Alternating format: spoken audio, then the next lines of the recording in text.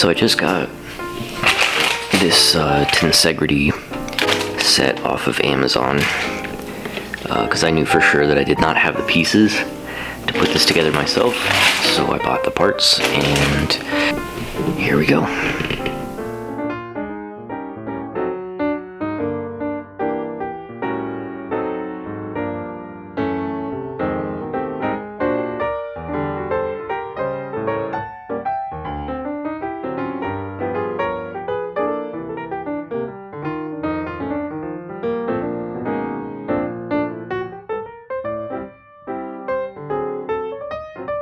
Just finished the Lego Tensegrity sculpture.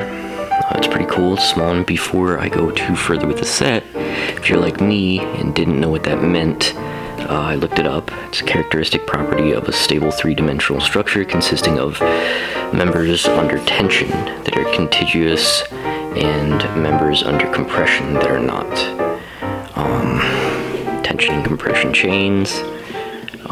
Balance comes into play. It doesn't really look like it should be able to stand, but it does. It can't fall this way because of the length of this short chain. It can fall this way, that's where it's unstable. But they're loose chains. It just stands like that.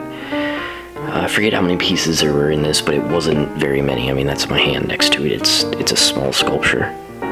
It's $8 on Amazon, I'm pretty sure. This is how one of the chains came. I think it's the short one here that it came on, you had to punch the pieces out.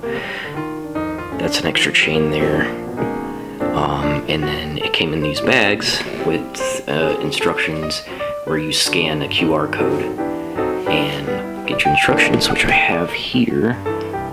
And they're very well thought out. They're smart and simple, easy to follow along. Yeah, no complaints. They're not Lego pieces, but they feel similar. Not exactly. And there it is.